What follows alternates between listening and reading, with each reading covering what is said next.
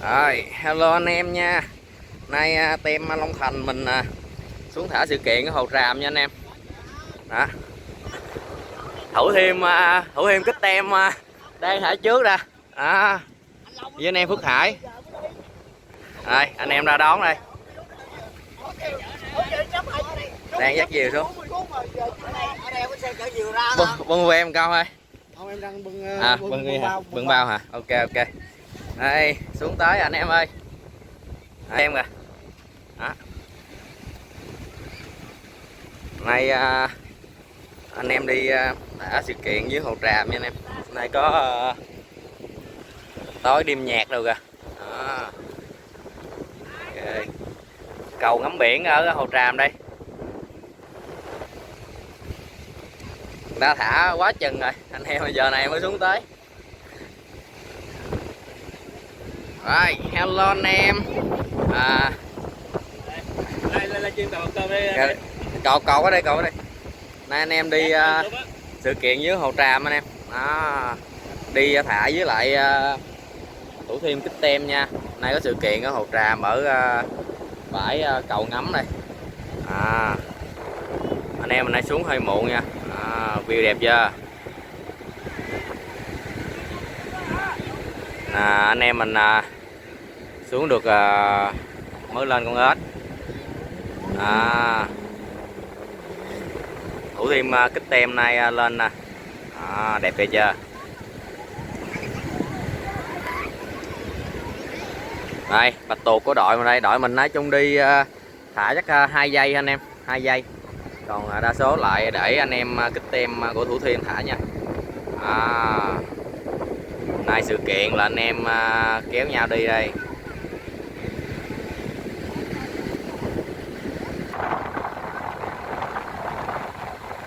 Rồi, chào tất cả anh em đam mê diều Việt Nam nha. Nay tem diều nghệ thuật Long Thành với lại Thủ Thiêm Kích Tem đi thả sự kiện ở Hồ Tràm nha anh em. Cầu ngắm biển à.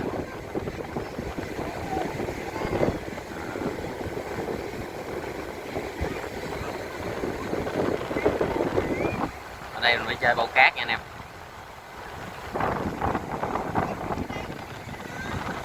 Bạch tuộc 48m. Đó. Gì bây giờ?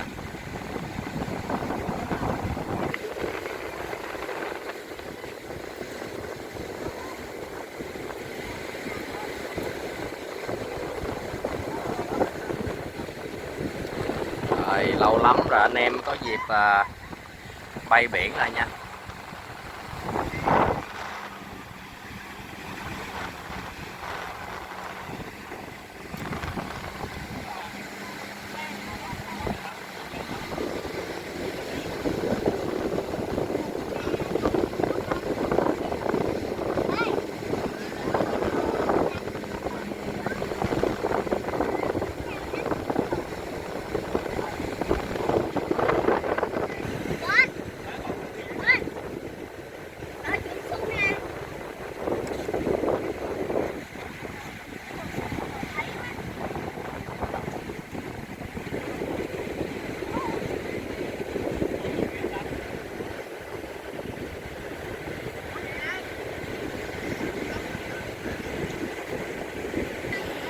Đây anh Khoa đây anh em, anh Khoa bên Thủ Thiêm Kích Tem đây. Anh em mình đang bị rối đuôi nha.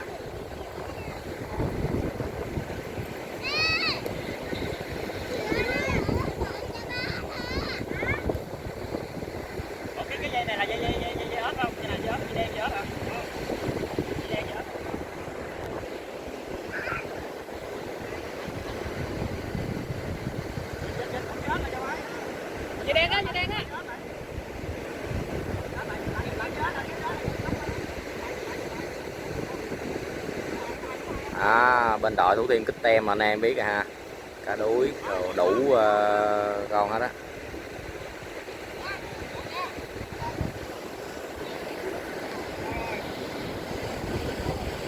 Sữa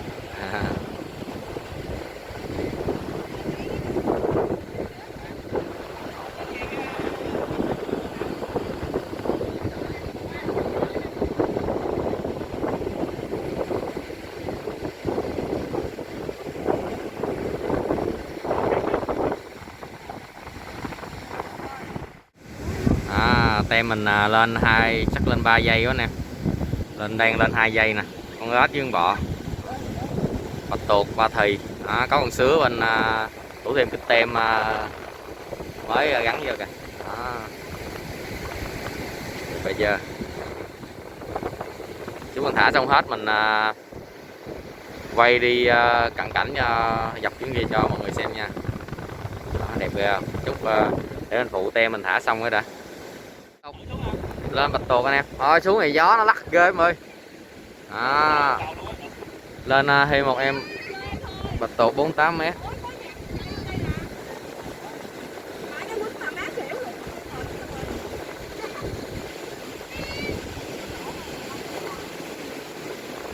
À, đẹp ghê, đẹp ghê chưa.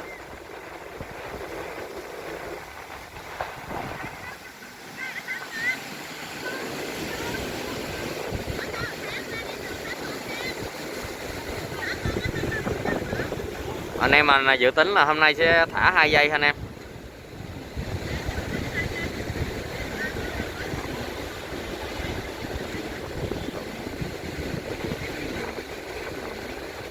Quá trời và đất diều luôn.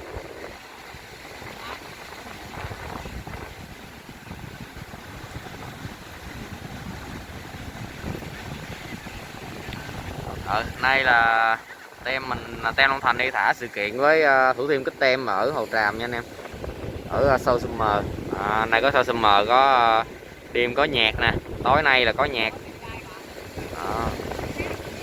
Có nhạc rồi nhạc nước đồ. Đủ trò luôn.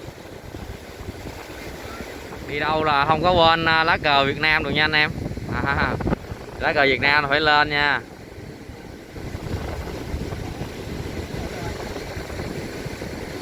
Cá.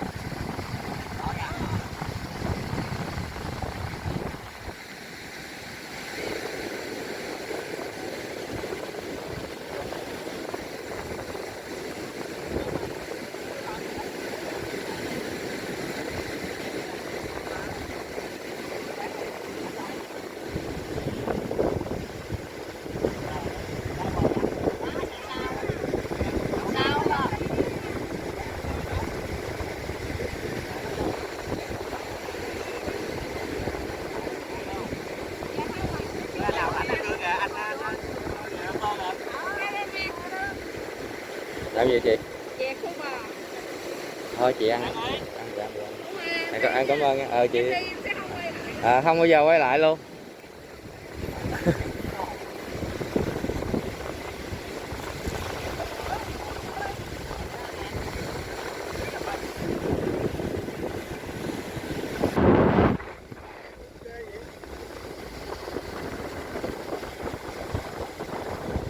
Rồi. Đi đâu cũng không quên lá cờ Việt Nam được nha. Lên luôn.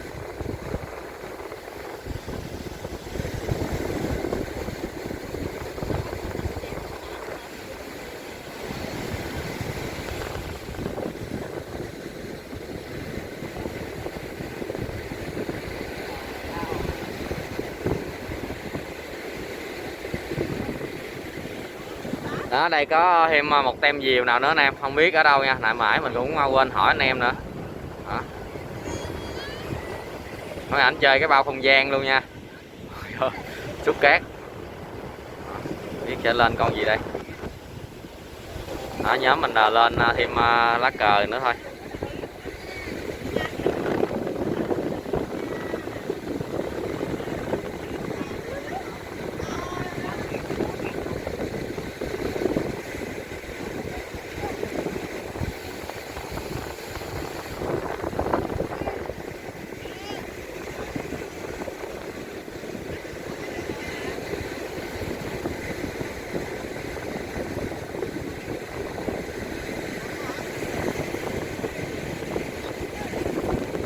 Nay 22 tháng 7 nha anh em, tại Hồ Tràm. Đó. Có The Soul Summer, ca sĩ, DJ, rapper, nhiệt nước, đầy đủ hết nha.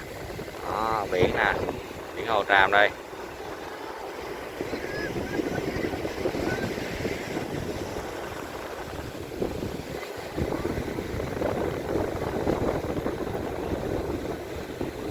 Đẹp rồi Tiến ơi.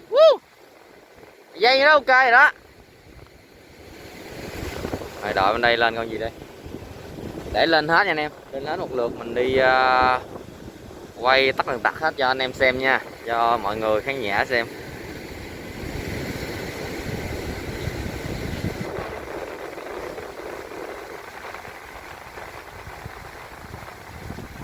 Đó, đây mình lên 3 giây thôi.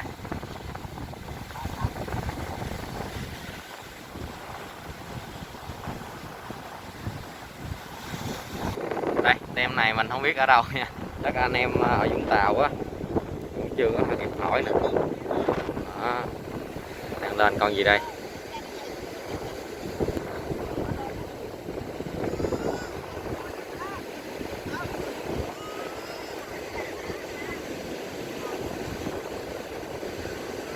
Cá đuối nè, một em cá đuối với một con cá voi sát thủ nha.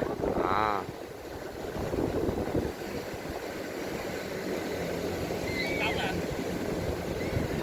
Con này về hấp dừa ngon luôn Tàu. Ừ. Sống nhiều không? Nhiều.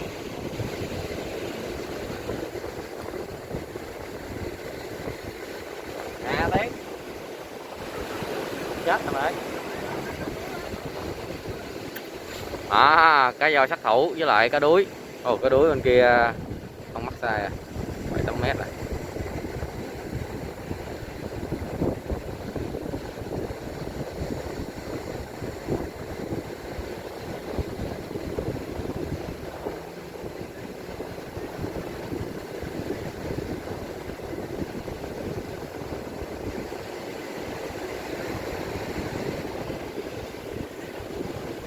Ồ, cá voi sát thủ bự quá anh em.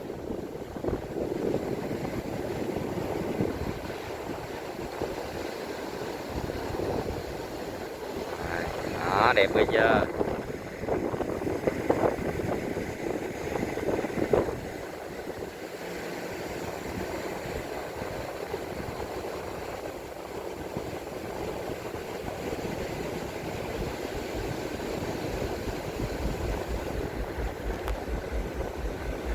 Đó, lên nhạc rồi anh em.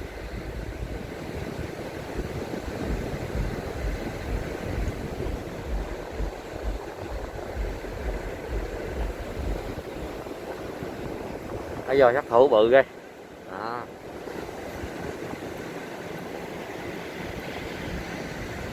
Đó, cá đuối lên rồi kìa. Nay tem mình có cá đuối mắc sai mà không có đem nha.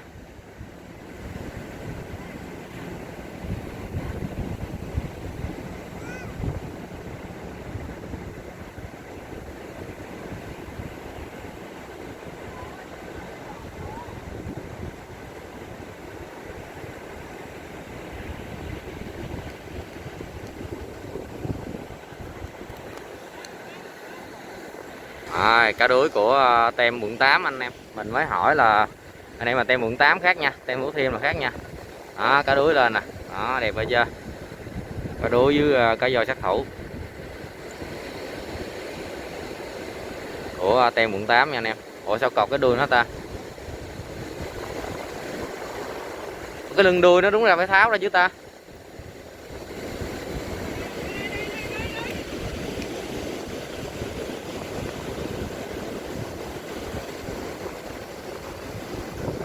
Rồi bên đây lên, bây giờ mình mới đi quay cận cảnh hết cho anh em nguyên cái bãi diều hôm nay nha. Cá voi sát thủ, cá đuối, size này chắc nhỏ chưa mắc size nha. Diều của mấy anh em mình nè, một con bọ đỏ có 8 mét, cá kéo lá cờ, 2 bạch tuộc 48, 3 thì với sứa nhỏ kia của bên tem Thủ Thiêm treo cho anh em mình đó. Nè. Giờ mình đi cho anh em xem nha. chưa.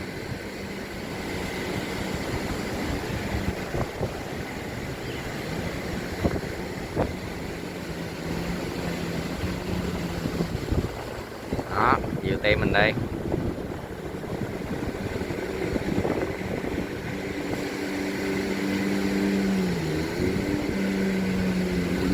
Đó. Bên đội Thủ Thiêm có nhiều anh em, mười mấy anh em siêu nhân luôn. Chuột Mickey, Dona, rồi ba thì, mực, bạch tuộc, gấu, cá voi sát thủ, thằn lằn. Đó, cá ông tiên, ông bà, cua, cá voi, cá đuối, quá trời luôn, đẹp. Đó. Quốc viên bao cát anh em, thả biển là thường bao cát sẽ tiện hơn anh em. Đó. Đẹp bây giờ.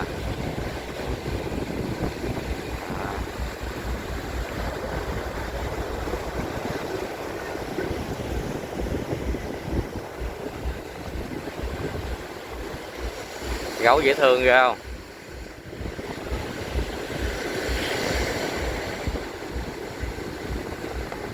Thủ Thiêm đang lên thêm một em gấu nữa, một em mết xanh để kéo một em gấu lên. Đó.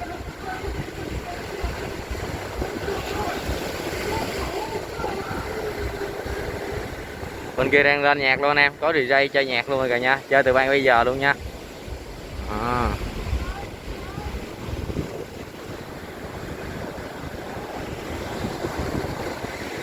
Đó, đây là diều của tem Thủ Thiêm anh em.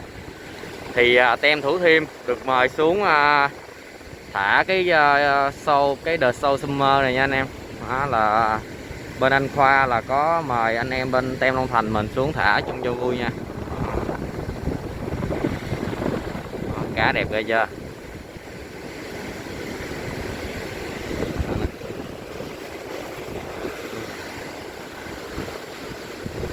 Rồi không?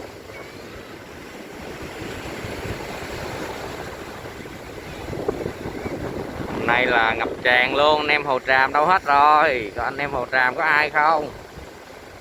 Anh em Hồ Tràm có thấy video cho xin một comment nào. Trời ơi. Đó, cầu ngắm biển.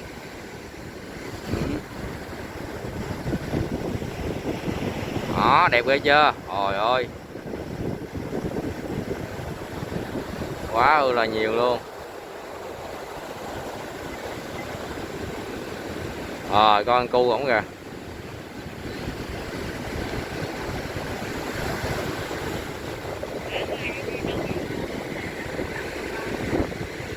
Voi nữa kìa. Đó, lá cờ Việt Nam kìa.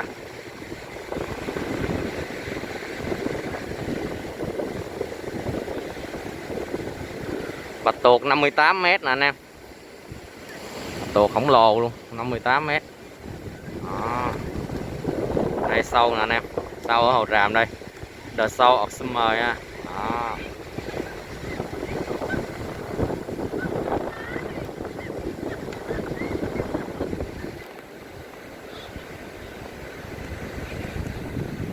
Đó, bạch tuộc khổng lồ anh em, dài hơn mình luôn, mình 48 m, nào này 58 m, bự nữa. Đó, trời đó, anh em Thủ Thiêm đang lên ếch xanh với lại một em gấu nữa.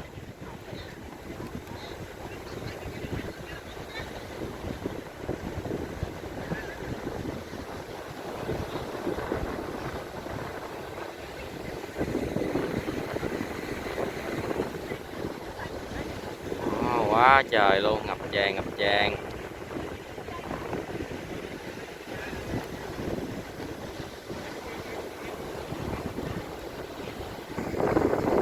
Đó, đẹp ghê anh em, quá trời đẹp rồi. Bảo đảm anh em mà đi thả cái này cảm giác rất là cảm giác nha anh em, diều cực kỳ đẹp luôn. Tràn diều luôn. Đó, bên tem mình đây có dây bên kia là của tem quận 8 anh em.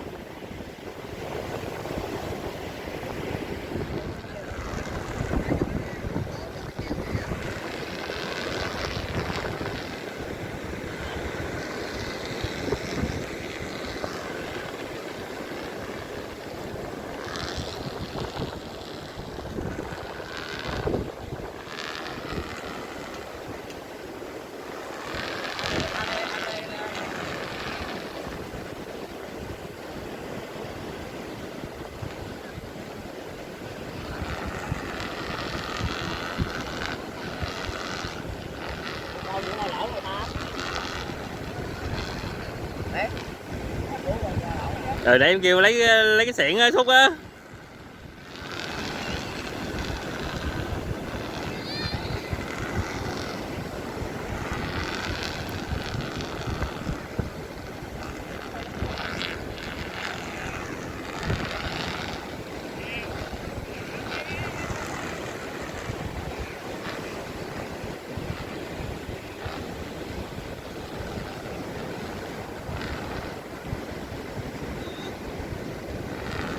Đây nào không nổi đâu, nó tịch hang liền à.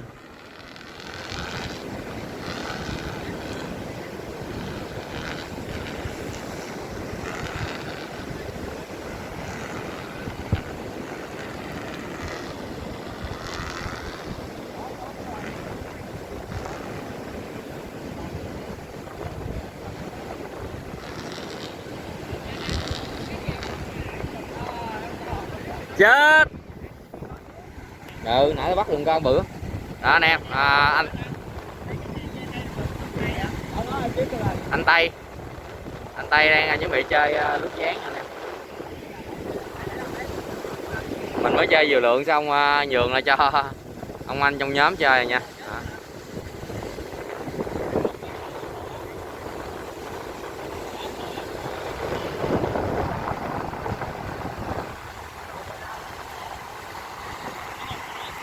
Con màu trắng đúng không? Nãy nó bắt được coi vậy nè. Tao thả ra đồ anh nhóm 8 giờ lắm chạy. Cái gì vậy? Không thôi. Cá đù. À cá đù. Con cá đù anh em. Quá chết luôn. Anh Tây đang đồ lướt ván kìa. Hay kìa.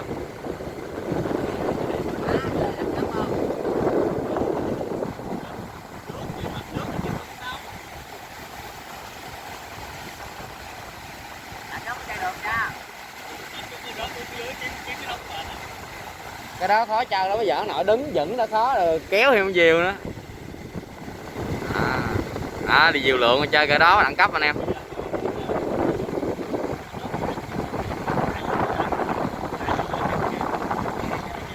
Cái kia nó nổi mà. Đó, thôi anh em mình chơi cái này anh em. Tính lượng không được rồi. Này quá chừng luôn nè, diều nè, đẹp ghê.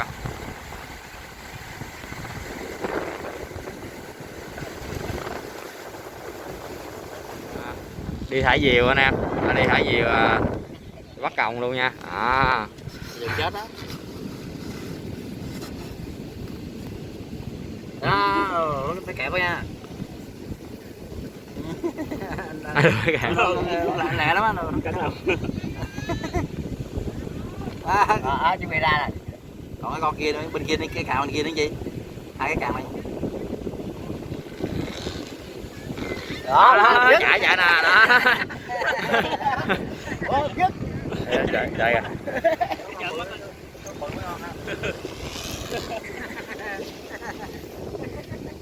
Chạy anh em. Còn đẹp á. Đẹp kìa. Đẹp kìa. Đây có gì giờ chụp con rồi. Rồi, nãy giờ trời ơi anh em ơi, nắng lên rồi. Đẹp quá đẹp. Ráng quay thêm phút nữa. Nắng lên anh em thấy gì đẹp ghê chưa? Nè. Đó. Tuyệt vời luôn. Trời ơi. Nắng là bác nhìn diều tuyệt vời lắm anh em. Sặc sỡ luôn. Dự kiến nếu mà không mưa là tối nay sẽ thả diều đèn nha anh em. Đó, mình gần nghe đâu đó cũng khoảng tầm 10 con, mười mấy con diều đèn gì đó. Nắng anh đẹp không? Nắng lên ráng quay khúc cho anh em xem mà nắng lên diều màu sắc sặc sỡ luôn.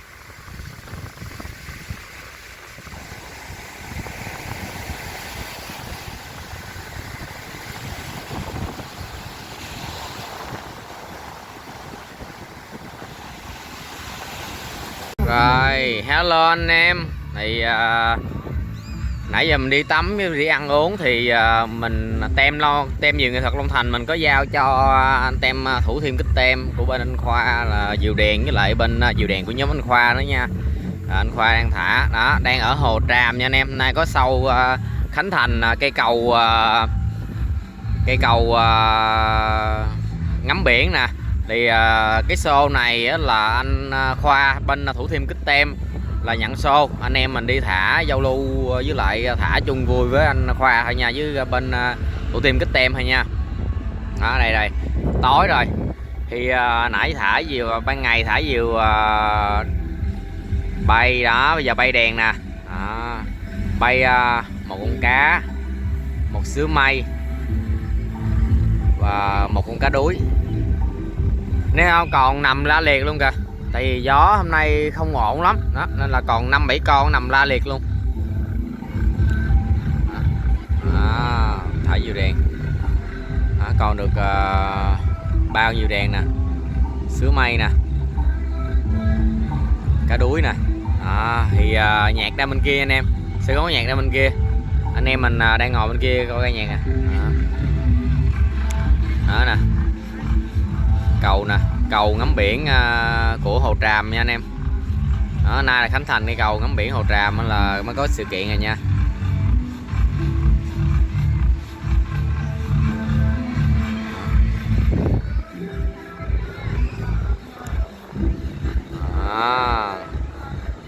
Thả ngày cả đêm luôn. Đó,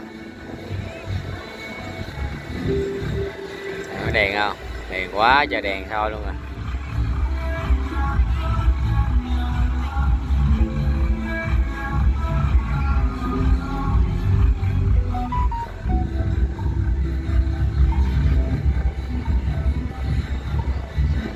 Rồi, hôm nay show của Thủ Thiêm Kích Tem, anh em mình đi thả với tem của anh Khoa Thủ Thiêm Kích Tem thôi nha. Thì anh Khoa Thủ Thiêm Kích Tem thì được bên resort Hồ Tràm là mời để nhận show thả diều cho sự kiện này. Rồi, video hôm nay tới đây thôi, tại vì anh em mình còn thu diều rồi để soạn sành các thứ để về nữa. Rồi mình xin chào tất cả anh em nha. Mình chủ kênh diều nghệ thuật Long Thành. Chào tất cả anh em đam mê diều nghệ thuật Việt Nam nha. Rồi, chào tất cả anh em nha. Chúc anh em đam mê tồn tại mãi mãi. Chúc anh em ngày tốt lành. Chào anh em nha.